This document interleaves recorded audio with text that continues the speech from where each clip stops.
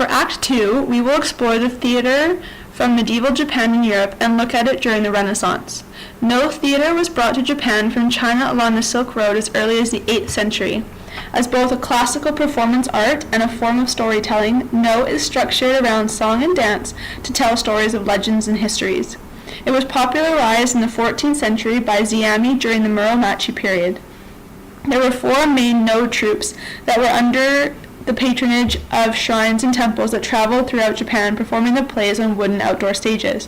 During the Tokugawa period from 1603 to 1867, the shogunate made No its official ceremonial art and issued regulations for its governance. No thus became increasingly standardized with an emphasis on tradition rather than innovation. According to Kizuki Takayuki, a leading No performer, No is probably the oldest traditional performing art in the world still being performed today. The performers moved slowly to demonstrate the passage of time and quickly to demonstrate the heightened emotional state of the character they were portraying. The contrast between the slow and frenetic movement were among the highlights of the whole play. The costumes the performers wore, as well as the masks, were steeped with symbolic meaning and emulated the clothing that characters would have genuinely worn. During the Middle Ages, also known as the Dark Ages in Europe, was a period of intellectual darkness after the collapse of the Roman Empire. It was a time when the majority of the population was illiterate. Through the Middle Ages in Europe, authors often employed scribes who represented the church. For these reasons, the Catholic Church grew in popularity as it provided people with some semblance of order and control during a time dictated by the rules of feudalism. In order to educate the masses, the church used 3 types of plays performed on either the steps of the churches or in public spaces. The first were the miracle plays, and they were used by the church to present real or fictitious accounts of the lives, miracles, and martyrdom of saints. They were performed during religious festivals, but over time these plays became divorced from the church and were performed to poke fun at ecclesiastical elements, such as the importance placed on relics. The mystery plays often represented biblical subjects and developed from the need to explain important events in the Bible, including the creation, Adam and Eve, and the Last Judgment. However, mystery plays experienced an evolution when guilds throughout Europe began producing the plays. And lastly, the morality plays were used by the Catholic Church to teach people moral lessons. Characters personified such moral qualities as charity and vice, or abstractions such as death or youth. The action of the morality play centers on a hero such as mankind, whose inherent weaknesses are assaulted by such personified diabolic forces as the 7 deadly sins.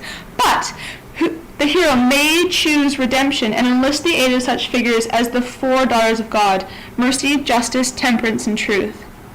During the Reformation of the 16th century and the rise of other religions, these types of plays died out or were suppressed, especially with the invention of the printing press by Johann Gutenberg.